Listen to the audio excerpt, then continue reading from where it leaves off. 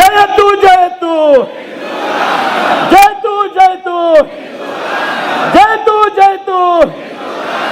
ये देश केवल हमारे बाप का है, किसी दूसरे की बाप की जागीर नहीं है। ये देश उसी का है जो भारत माता की जय कहता है। ये देश उसका नहीं है जो कहता है कि गर्दन पे छुरी रखो लेकिन भारत माता की जय नहीं कहेंगे। पाकिस्तान जब लेंगे ना तब भी ये हिंदू राष्ट्र रहेगा, ये भी भूलना नहीं चाहिए। जजों की एक्सपर्टी जिसमें है उसमें निर्णय दे, हमारे लिए मान्य है, अब मान्य करवाएंगे भी। लेकिन जजों का पढ़ाई लिखाई ज्ञान जहां तक है उसी सीमा में दे। ईश्वर के क्षेत्र में और प्रकृति के क्षेत्र में हस्तक्षेप हिंदू करने नहीं देगा, ये मैं इस मंच से बोल रहा हूं। जिस देश के पुत्र हम ऐसा कहते हैं कि आने वाली हर पीढ़ी पहली पीढ़ी से कम 1.25 गुना अच्छी होनी चाहिए, वहां पर उस पीढ़ी को समलैंगिकता के विवाह के अधिकार मांगे किसने हैं? इस प्रकार के कानून आएंगे तो हमारा परिवार व्यवस्था समाप्त हो जाएगी। आज ये हमारे परिवार न्यूक्लियर परिवार बन गए हैं, उसमें अगर इस प्रकार का होगा तो बच्चे पैदा कहां से होंगे? और ये मल्टीनेशनल कंपनियों का षड्यंत्र है कि आने वाले दिनों में बच्चे पेट से नहीं लैब से पैदा होंगे। तो क्या वो हिंदू राष्ट्र स्थापित कर पाएंगे? क्या वो हिंदू राष्ट्र को बचा पाएंगे? क्या हिंदू राष्ट्र की सीमा को संभाल पाएंगे? क्या वो हिंदू राष्ट्र की संस्कृति को आगे लेकर जाएंगे? क्या लैब में पैदा हुए बच्चों में से कोई महामंडलेश्वर आचार्य, महामंडलेश्वर शंकराचार्य बनेंगे? बहुत बड़ा षड्यंत्र है।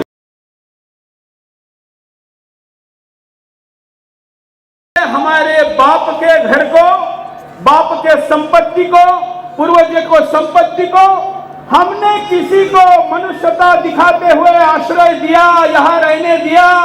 और अगर वो आप कहता है कि इसमें मेरा भी अधिकार है, तो ये देश केवल हमारे बाप का है, किसी दूसरे की बाप की जागीर नहीं है। हम लोग कॉलेज जाते थे, कॉलेज में जाते समय बस से जाते थे तो देखते थे कि बस से सफर करने वाले लोगों का अनुभव होगा कि खिड़की से रुमाल निकालकर सीट पे डाल देते हैं और ये कहते हैं कि ये सीट हमारा है। भाई हम सज्जन लोग हैं, कहते कोई बात नहीं, इसने रुमाल डाल दिया। एक दिन ऐसा ही एक महाशय आ गए, साथ में 4 थी और 44 थे। उन्होंने अंदर से उतने ही रुमाल डाल दिए, बाकी लोग चुप हो गए। मैंने विरोध किया, मैंने कहा कि सीट पर रुमाल डालो या तो समझ सकते हैं, लेकिन कल तुम मुझे बस पर रुमाल डालोगे और कह दोगे कि ये बस हमारी है, कल पूरे हिंदुस्तान पर रुमाल डालोगे और कहोगे कि हमारा है, नहीं चलने देंगे। हम बहुत सज्जनता के साथ बात करते हैं, इसका फायदा उठाया जाता है, इसलिए हमने हमारी भूमिका थोड़ी तय करनी चाहिए। यहाँ पर संत है, संत की वाणी में बात करेंगे। अभी माननीय अशोक जी विश्व के सबसे बड़े हिंदू संगठन के मुखिया के तौर पर बोले, बड़े शालीनता से बात करे, लेकिन सुरेश चौहान के सैनिक है, सैनिक की भाषा में बात करेगा, यह भी ध्यान में रखना चाहिए। ये हिंदू राष्ट्र पाकिस्तान देने के बाद तो रह गया है, लेकिन पाकिस्तान जब लेंगे ना तब भी ये हिंदू राष्ट्र रहेगा, ये भी भूलना नहीं चाहिए। क्योंकि ये संतों की वाणी है और संतों के वाणी के लिए अपने प्राणों को, परिवारों को और पीढ़ियों को निछावर करने वाले परिवार से मैं आता हूं। यह संकल्प पुनः दोहराता हूं। हिंदू राष्ट्र के मुद्दे पर हम बात कर रहे और प्रतिवर्ष ये कार्यक्रम यहाँ पर हो, ऐसा आग्रह मैंने किया था, उस पर स्वीकार किया है। मैं चाहता हूं कि अगले वर्ष भी हो, उसके अगले वर्ष भी हो और हिंदू राष्ट्र घोषित होने के बाद भी हो। तब हम यहाँ पर समसामयिक मुद्दों पर रख पाएंगे। आज माननीय अशोक जी ने जिस न्यायालय का उल्लेख किया है, मैं बड़े विनम्रता से यह कहना चाहता हूं कि इस देश में न्यायालयीन साम्राज्यवाद चल रहा है, बल्कि मैं अधिक स्पष्टता से कहना चाहूं तो इस देश में जुडिशियल एक्टिविज्म का अतिरेक चल रहा है, टेररिज्म चल रहा है। जजों की एक्सपर्टी जिसमें है उसमें निर्णय दे, हमारे लिए मान्य है, अब मान्य करवाएंगे भी। लेकिन जजों का पढ़ाई लिखाई ज्ञान जहां तक है उसी सीमा में दे। ईश्वर के क्षेत्र में और प्रकृति के क्षेत्र में हस्तक्षेप हिंदू करने नहीं देगा, ये मैं इस मंच से बोल रहा हूं। कितने निर्णय हुए, आपने कहा नैतिकता की बातें हमने पता नहीं क्यों हजम कर ली, लेकिन अब ये समलैंगिक विवाह, जिस देश के पुत्र, हम ऐसा कहते हैं कि आने वाली हर पीढ़ी पहली पीढ़ी से कम 1.25 गुना अच्छी होनी चाहिए, वहां पर उस पीढ़ी को समलैंगिकता के विवाह के अधिकार मांगे किसने हैं? किसने मांगे?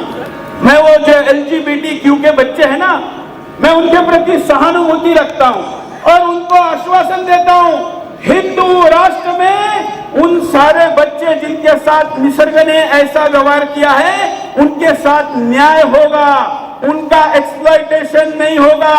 वर्तमान व्यवस्था जो है वो आपके शरीर ने आपको जिसके लिए नहीं बनाया, उसके लिए बनाकर, उसके लिए कानून बनाकर आपका शोषण और दोहन करने के लिए बन रही है, आपके अधिकार और आपको बचाने के लिए नहीं बन रही है। यह हिंदू धर्म पर सबसे बड़ा आघात होगा और इतने बड़े आघात के विरुद्ध अगर हम नहीं बोलेंगे तो फिर हमारे होने न होने का क्या मुद्दा है? ये अगर इस प्रकार के कानून आएंगे तो हमारा परिवार व्यवस्था समाप्त हो जाएगी। आज ये हमारे परिवार न्यूक्लियर परिवार बन गए हैं, उसमें अगर इस प्रकार का होगा तो बच्चे पैदा कहां से होंगे? और ये मल्टीनेशनल कंपनियों का षड्यंत्र है कि आने वाले दिनों में बच्चे पेट से नहीं लैब से पैदा होंगे, क्योंकि सबसे बड़ा मार्केट है। और इसलिए मैं आपको पूछता हूं, पहले कितना बड़ा षड्यंत्र है। देखिए, पहले कितने लोगों के जन्म के समय सीजरिंग होते थे, लेकिन अब करीब करीब हर एक का होता है, और हिंदू का तो पक्का होता है। बाकी 40-40 करने वालों के कहाँ होते हैं? ये हिंदुओं के साथ कहां से होता है? क्यों होता है? अभी क्यों होने लगा है? हमारे इतने वर्षों में क्यों नहीं होता था? आजकल एक विज्ञापन आ रहा है टीवी पर, वो विज्ञापन कहता है कि 10 में से 6 बच्चे IVF तकनीक के द्वारा पैदा होते हैं। आज की स्थिति है, आज की 10 में से 6 बच्चे IVF तकनीक से पैदा होते। पहले ऐसा होता था क्या? नहीं। तो आने वाले दिनों में बच्चे पेट से नहीं लैब से पैदा होंगे, तो क्या वो हिंदू राष्ट्र स्थापित कर पाएंगे? क्या वो हिंदू राष्ट्र को बचा पाएंगे? क्या हिंदू राष्ट्र की सीमा को संभाल पाएंगे? क्या वो हिंदू राष्ट्र की संस्कृति को आगे लेकर जाएंगे? क्या लैब में पैदा हुए बच्चों में से कोई महामंडलेश्वर आचार्य, महामंडलेश्वर शंकराचार्य बनेंगे? बहुत बड़ा षड्यंत्र है और केवल आप जैसा विद्वान ही इसको समझ सकता है, और इसलिए मैं इस मंच से इसको रखने का आग्रह कर रहा हूं। और रही बात हिंदू राष्ट्र की, तो हिंदू राष्ट्र के विषय में जैसे माननीय आलोक जी ने कहा, आप आदेश करिए, क्योंकि ये आपका अधिकार है, ये न्यायालय का अधिकार नहीं है, ये देश सबका है, ये सबकी वाली बात नहीं चलेगी। ये देश उसी का है जो भारत माता की जय कहता है, ये देश उसका नहीं है जो कहता है कि गर्दन पे छुरी रखो लेकिन भारत माता की जय नहीं कहेंगे।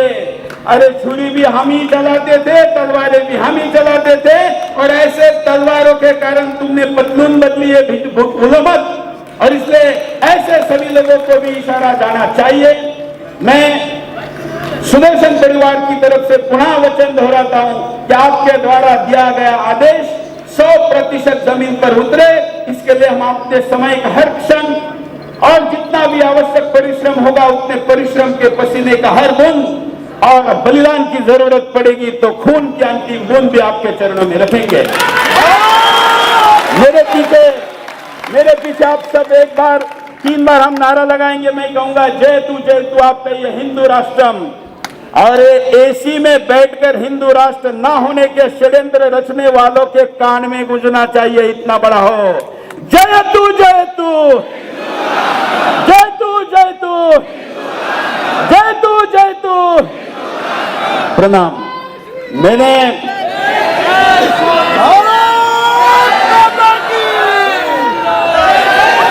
मैंने आक्रोश में कई बातें कही है, किसी को बुरी लगी होगी तो भी वापस नहीं लूंगा, क्योंकि सुनाने के लिए बोला।